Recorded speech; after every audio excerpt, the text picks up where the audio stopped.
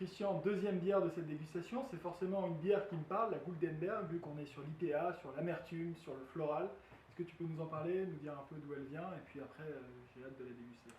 Donc là, c'est une bière relativement atypique. Elle est non pasteurisée, non filtrée, ce qui est relativement rare.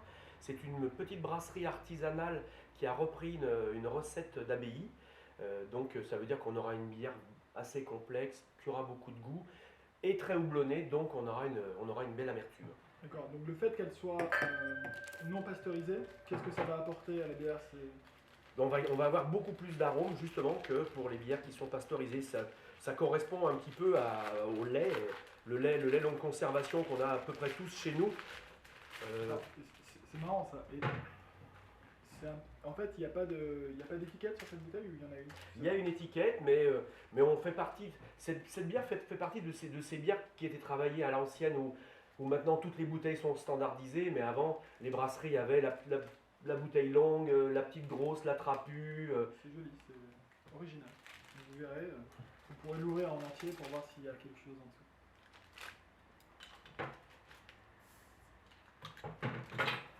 Eh ben.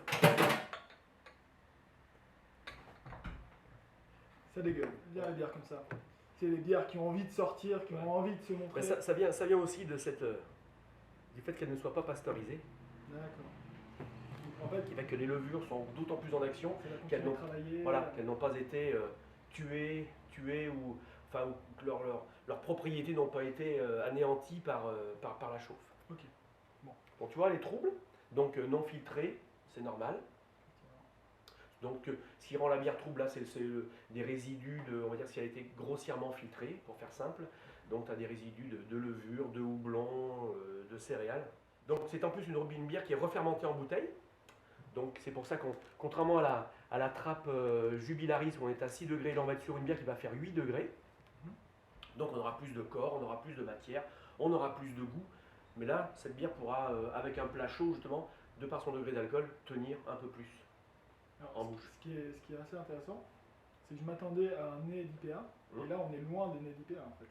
Parce que les IPA modernes utilisent des houblons très très aromatiques, des houblons américains, alors que ces brasseries artisanales qui ne sont pas du tout récentes utilisent le houblon comme conservateur, et le houblon va amener son amertume, surtout que là on est sur du dry hopping, c'est du houblonnage accru justement pour qu'on conserve le goût du houblon, parce que dès qu'on chauffe le houblon, on perd tout arôme de houblon et tout son amertume, alors que là on aura derrière l'amertume. Ouais, c'est parce que là on a l'impression d'avoir le nez de la trappe qu'on vient de déguster. Enfin, je sais pas si... Oui, c'est ça. Il est pas mal le petit là, hein, voilà. Effectivement, on retrouve ce côté un petit peu caramélisé. Non, c'était juste pour être... Allez, on goûte? Allez. Alors là, je suis surpris. Parce qu'il y a de l'amertume. Ouais. Encore une fois, je pense que ça va avec cette bière qui est assez originale. On a l'amertume, mais on n'est pas sur l'IPA, effectivement, comme tu dis, qu'on peut avoir avec du Brewdog, avec de la Grivoise, avec de la Martins. L'amertume n'est pas... Enfin, le houblon apporte de l'amertume, mais l'amertume n'est pas forcément quelque chose d'agressif. Tu sens de la fraîcheur, tu sens un petit peu d'amertume, mais bon, il y a du goût, c'est pas agressif. C'est pas floral? Non, c'est pas floral du tout. On est plutôt sur du fruit, effectivement. Ça te plaît cette bière-là? Ouais, j'aime beaucoup. Ouais. Tu l'accompagnerais avec quoi du coup? Eh ben, on a pensé à des moules frites, c'est la pleine saison de la moule de Bouchot en bas du Mont-Saint-Michel. Ça coûte pas cher, c'est facile à faire, et vous verrez que vous passerez un bon moment en mangeant les moules et puis en dégustant cette bière avec. Voilà. Je pense que ça sera très sympa.